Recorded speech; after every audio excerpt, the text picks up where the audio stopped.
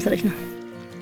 Zadovoljna sam. Što sta sa вчерите кога видов, уште повеќе сум среќна сега. Значи до сега се тажно, се тагуваше. Значи ај кога одам вака се забравам, кога доаѓам дома.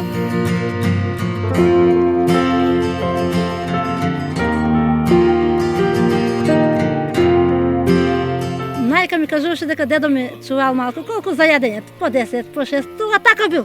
Едно време, немале стотина или како сега што има пчелари, секој куќе имал, некој 5-6 имал, некој 10, некој 2-3. Што е сакале што чували, не секој. И викам на мајка ми, ја како беше дедо ти вика така чуваше, вика вака, викам и ние викам да направиме нешто вака, викам, она кажуваше дека така да се фанат пчелите по карпите, вика брци да се направи.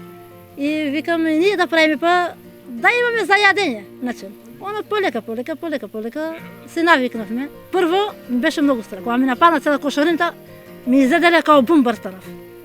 И викам ќе се откажам од овие, ама па ми влечеше нешто, па идејата. Дали по фамилијата дека имале. И денеска сум со тие. Од 12 години се со тие и додека колку што можеме здравиот, колку ти ни служи. Сакам, макар 10 да имам. Не да печалам од нив, ние, значи, сакам малку да се имаме и за нив, од мерак да се чуваме. Колку? 100 кила. Некој година има, сега оваа година малце е. Таква годината на нас останавме.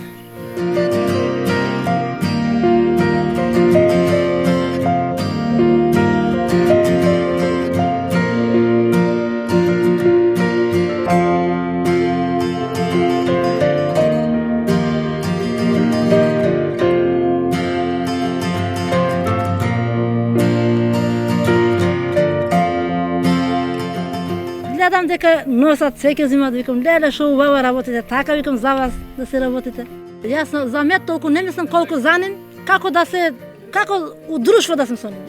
Ако не се со ним се разговарам, трчам, се занимавам, значи го сакам од мало.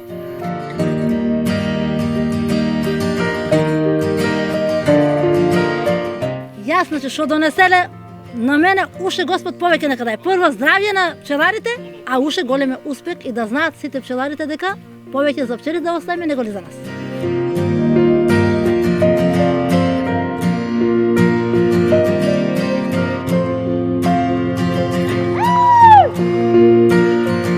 Ќе го чувам што можем, се за ним сакам да го чувам, за ним они да бидат живи, за ним да обстадам. До оваа година ја ништо не ќе дадам, само ќе дадам.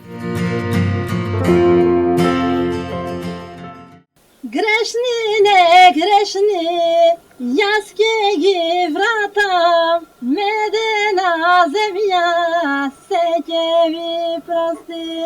Ај стани, мајко, утре порано, да ме испратиш, мајко до порти. Јас ќе заминам, туѓина, тешка печалба, пуста судбина. Малко се уште. Колку да ви правам кефа.